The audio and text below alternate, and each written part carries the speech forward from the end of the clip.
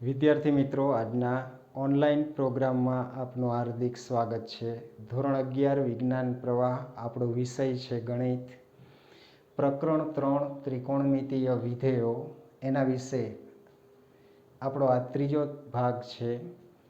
આ પીરિયડની અંદર આપણે ત્રિકોણમિતીય વિધેયના મૂલ્ય વિશે જાણકારી મેળવવાની છે. ખૂણાના માપ અહીંયા અંશ માપ આપ્યા છે. 0 અંશ, 30 અંશ, 45 અંશ, 60 અંશ અને 90 અંશ. એના રેડિયન માપ આપણે એની ઉપર લખેલા છે. 30 અંશનું રેડિયન માપ થાય π/6, 45 અંશનું રેડિયન માપ થાય π/4, 60 અંશનું રેડિયન માપ થાય π/3 અને 90 અંશનું રેડિયન માપ આવશે π/2. તો આપણે આજે ત્રિકોણમિતીય વિધેયોના મૂલ્ય કેવા મળે છે એના વિશે જોઈશું. આ કિંમતો તમારે 10મા ધોરણમાં પણ આવી ગઈ છે. ફરીથી એનું પુનરાવર્તન કરી લઈએ. 0 અંશ માટે જો સાઇનની કિંમત, તો સાઇન 0ની કિંમત 0, સાઇન 30ની કિંમત 1/2. આ કિંમતો જેમ 0થી ખૂણાઓના મૂલ્ય વધતા જાય છે એમ સાઇનના મૂલ્ય પણ વધતા જાય છે. અને સાઇન 90ની કિંમત કેટલી થાય છે? 1. ટૂંકમાં આપણે એક્સયામ જેમ તમે 0થી ઉપર જતા જાઓ, અહીંયા 30 અંશ, અહીંયા 45, ખૂણાનું માપ 60, એમ વાયયામ છે એ વધતો જશે. એટલે સાઇનના મૂલ્ય છે એ 0થી શરૂ કરીને 90 સુધી આવો ત્યારે 90 આગળ સાઇનનું મૂલ્ય કેટલું થઈ જાય છે? 1. એવી જ રીતે કોસના મૂલ્ય, કોસ 0ની કિંમત 1 થાય છે. 0 માટે બિંદુ અહીંયા આવે એટલે કોસ 0ની કિંમત 1, સાઇન 0ની કિંમત 0. સાઇન એટલે વાયયામ, કોસ એટલે એક્સયામ. 90 આગળ જો આ ચાપની લંબાઈ π/2 એટલે આ ખૂણો છે એ 90 અંશનો થયો, તો કોસ π/2 અથવા કોસ 90ની કિંમત 0 થશે. સાઇન 90ની કિંમત કેટલી થશે? 1 થશે. પછી તમારે 3 કિંમતો જ યાદ રાખવાની છે: 1/2, 1/√2 અને √3/2. 0થી 90 તરફ જાઓ એમ સાઇનના મૂલ્ય વધતા જાય છે. 0થી 90 તરફ જાઓ એમ કોસના મૂલ્ય છે એ ઘટતા જાય છે. તો જો વધતા અને ઘટતા વિધેયો વિશે પણ આપણને ટેક્સ્ટ બુકમાં આપેલું છે. પ્રથમ ચરણમાં એક્સયામ છે ને એ 1માંથી 0 થાય એટલે ઉપર જેમ જાઓ ને એમ એક્સયામ ઘટતો જાય. એટલે પ્રથમ ચરણમાં કોસ વિધેય છે એ ઘટતું વિધેય છે. પછી સાઇન વિધેય જો, સાઇન માટે વાયયામ 0 છે, π/2 અહીંયા 1 છે, તો 0માંથી વાયયામ 1 થાય છે. એટલે પ્રથમ ચરણમાં સાઇન વિધેય છે એ વધતું વિધેય છે. તો વધતા અને ઘટતા વિધેય વિશેની માહિતી પણ આપણને ટેક્સ્ટ બુકમાં કોષ્ટકની અંદર આપી છે. તો આ થઈ. હવે સાઇન કોસનું મૂલ્ય નક્કી કર્યા પછી tan 0, tan 0 એટલે સાઇન 0ના છેદમાં કોસ 0 એટલે 0/1 એટલે એની કિંમત આવશે 0. અહીંયા સાઇન ભાંગા કોસ કરો એટલે tan π/6ની કિંમત આવશે 1/√3, tan 45ની કિંમત આવશે 1, tan 60ની કિંમત આવશે √3.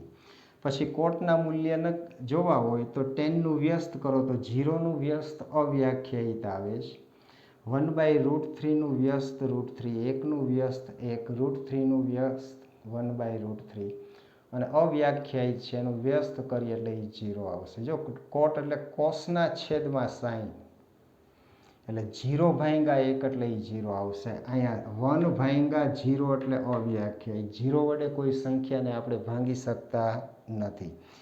એવી રીતે સેક, સેક એટલે કોસનું વ્યસ્ત, 1નું વ્યસ્ત 1, √3/2નું વ્યસ્ત 2/√3, 1/√2નું વ્યસ્ત √2, 1/2નું વ્યસ્ત 2. 0નો વ્યસ્ત છે એ અવ્યાખ્યાયિત. એવી જ રીતે આપણે કોસેકના મૂલ્ય ટૂંકમાં આપણે 0 અંશ માટે, 30 અંશ માટે, 45 અંશ માટે, 60 અંશ માટે અને 90 અંશ માટે ત્રિકોણમિતીય વિધેયોના મૂલ્ય કેટલા આવે છે એ આપણે યાદ રાખવાના છે. ખૂણાનું માપ તને અંશ સ્વરૂપમાં પણ આપી શકે અને રેડિયન સ્વરૂપમાં પણ આપી શકે. તમને એમ કે કોસ 30 અંશ આવી રીતે લખીને આપે કે cos 30° આપે, અહીંયા અંશ માપ આપે, અથવા આ રીતે આપે કે cos 30નું રેડિયન માપ π/6. તો તમને ખૂણાના માપ છે એ અંશ સ્વરૂપમાં પણ આપ્યા હોય અથવા રેડિયન માપમાંની અંદર પણ આપેલા હોય. તો આ થઈ ત્રિકોણમિતીય વિધેયોના મૂલ્યની વાત. હવે એક બીજી વાત કરી. માની લો કે વાસ્તવિક સંખ્યા p θ માટે બિંદુ અહીંયા મળે છે. આ એક સમજી લઈ. આ p θ, આનો અર્થ એમ થાય કે આ ચાપની લંબાઈ છે એ θ છે. હવે હું θની અંદર 2π ઉમેરું, તો અહીંથી 2π ઉમેરો એટલે 2π જેટલું અંતર કાપો એટલે p બિંદુ જ મળશે. તો આ બધાય માટે 2π, પછી 4π પ્લસ θ, 6π પ્લસ θ, -4π પ્લસ θ, આવી બધી જ વાસ્તવિક સંખ્યાઓ માટે ત્રિબિંદુ અહીંયા મળશે. તો એક સૂત્ર તમારે આ પણ યાદ રાખવાનું છે કે જ્યારે કે sin 2nπ પ્લસ θ આપ્યું હોય ત્યારે આનું મૂલ્ય હંમેશા sin θ જેટલું થાય છે. ગમે એ આપ્યું, અહીંયા cos આમ આપ્યું હોય કે cos 2nπ પ્લસ θ, તો આનું મૂલ્ય કોના જેટલું થશે? cos θ જેટલું. આ રીતે આપે tan 2nπ પ્લસ θ, તો એનું મૂલ્ય પણ આપણને કોના જેટલું મળશે?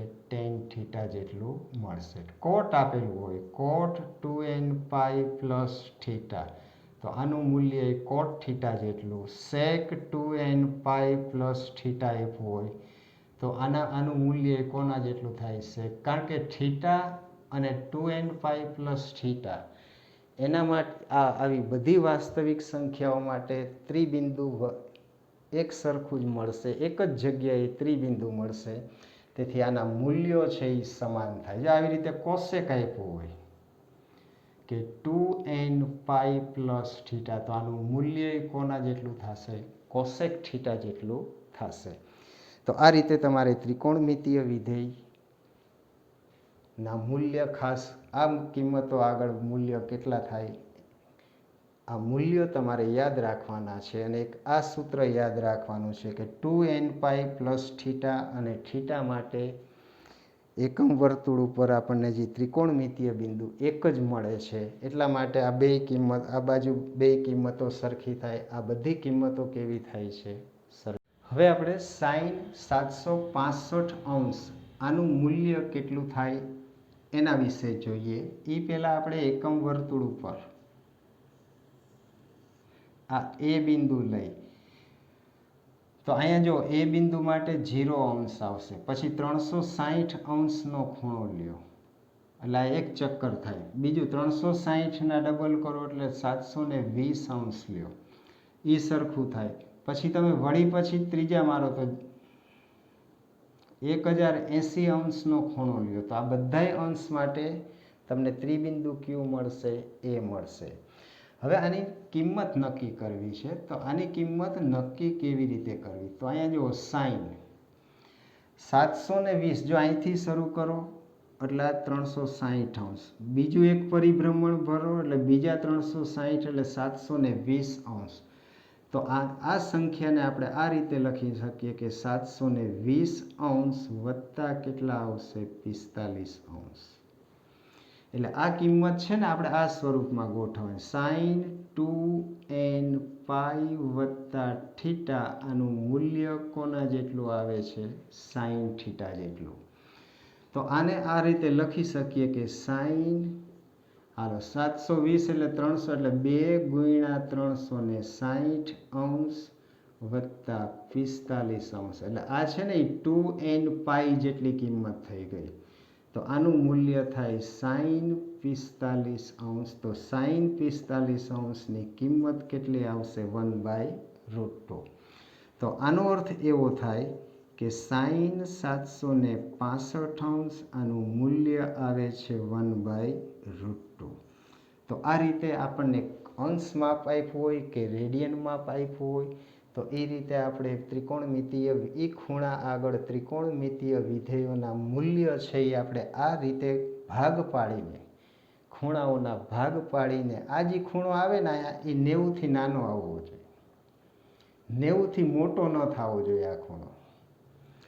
તો આનું મૂલ્ય છે આ અહીંયા થાય. હવે જો અહીંયા જે 765 હતા ને એ શેમાં ફેરવાઈ ગયા? 45 અંશમાં. તો સાઈન 45 અંશની કિંમત આપણને ખબર છે, તો 1/√2. એનો અર્થ એમ થયો કે સાઈન 765 અંશ આપ્યા છે, એનું મૂલ્ય કેટલું થાય છે? 1/√2. તો આ રીતે તમને અંશમાં ખૂણાનું અંશમાપ આપ્યું હોય તો એ અંશમાપ આગળ વિધેયના ત્રિકોણમિતીય વિધેયોના મૂલ્ય આપણે લખી શકીએ છીએ. હવે આપણે tan 19π/3 એનું મૂલ્ય કેવી રીતે નક્કી કરવું? તો અહીંયા tan વિધેય છે, તો આપણે આ યાદ રાખવાનું, tan 2nπ + θ આનું મૂલ્ય હંમેશા tan θ જેટલું આવે છે. અને આ રીતે લખી શકાય, tan n ગુણ્યા 2π વત્તા શું લખી શકાય? θ. તો આનું મૂલ્ય કોના જેટલું થાય? tan θ. હવે તમારે આ ખૂણાના ભાગ કરવાના છે. tan, હવે જો 3ના ગુણાંકમાં 19ની નજીકની સંખ્યા કઈ થાય? તો 18 આવે. 18ને 3 વડે ભાંગી શકીએ, તો આપણે આમ લખી શકીએ કે 18π વત્તા 6π વત્તા અહીંયા 3 એટલે π/3. જો 6 તરી 18π વત્તા π એટલે 19π એના છેદમાં 3. ટૂંકમાં આપણને જે ખૂણો આપ્યો તો 19π/3 એના 2 ભાગ કરી નાખ્યા. તમને આ રીતે ન ફાવે તો આ રીતે લખી શકો, આ છેદમાં 3. 6ના ગુણાંકવાળી સંખ્યા 3ના ગુણાંકવાળી સંખ્યા 19ની નજીક કઈ છે? તો 18π છે. તો આ 18π વત્તા કેટલા લખી? π. એટલે ટોટલ કેટલા થઈ ગયા? 19π. પછી આને 3 વડે ભાંગી એટલે 6π વત્તા πને 3 વડે ભાંગી એટલે π/3. તો તમે જે ખૂણાનું જે રેડિયન માપ આપ્યું છે એના આપણે આ રીતે ભાગ પાડ્યા. અહીંયા જે ખૂણો આવ્યો ને એ 90π/2 કરતાં કેવો આવે છે? નાનો આવે છે. હવે આપણે આ સૂત્રનો ઉપયોગ કરી, જો આ રીતે આના બરાબર tan. હવે આને આ રીતે ગોઠવી તો હું અહીંયા લખું 2π, અહીંયા 6 કરવા માટે અહીંયા કેટલા કરવા પડે? 3 વત્તા π/3. એટલે આ કિંમત છે ને આ સ્વરૂપમાં આવી ગઈ, 2nπ + θ. તો 2nπ + θ એટલે હવે આનું મૂલ્ય આવશે tan π/3 અને tan 60ની કિંમત આવશે √3. તો આપણને કિંમત મળે tan 19π/3 બરાબર √3. તો આ રીતે આપણે ત્રિકોણમિતીય વિધેયોના મૂલ્ય છે એ નક્કી કરી શકીએ છીએ. હવે આપણે સાઈન ખૂણાનું માપ ઋણ કિંમત આપી છે -1710 અંશનું મૂલ્ય મેળવો. તો આ મૂલ્ય આ વિધેય આ ખૂણા આગળ ત્રિકોણમિતીય વિધેયનું મૂલ્ય મેળવવું હોય તો ખૂણાને તમારે અહીંયા સાઈન વિધેય આપ્યું છે, તમારે એને આ સ્વરૂપમાં ગોઠવવાનો 2nπ + θ. અને આ ખૂણો છે એ 90થી મોટો થવો જોઈએ નહીં. તો આ કિંમતને ગોઠવવી કેવી રીતે? તો પહેલાં આપણે એ ગોઠવીએ કે -1710 અંશ. હવે આપણે એક એકમ વર્તુળ ઉપર એક ભ્રમણ કરીને એટલે 360 અંશનો ખૂણો થાય. તો આ ખૂણો મેળવવા માટે તમારે એકમ વર્તુળ ઉપર કેટલા ભ્રમણ કરવા પડે એના વિશે જોઈએ. જો 0 લઈ તો 0 ભ્રમણ આવે, 360 લઈ આ 0 ભ્રમણોની સંખ્યા 0, 360 એટલે 1 પરિભ્રમણ, 720 એટલે 2 પરિભ્રમણ, આ 3 પરિભ્રમણ, આ 4થું પરિભ્રમણ. ટૂંકમાં આપણે 360 ઉમેરતા જાય છીએ. 1800 એટલે આ 5મું પરિભ્રમણ થાય.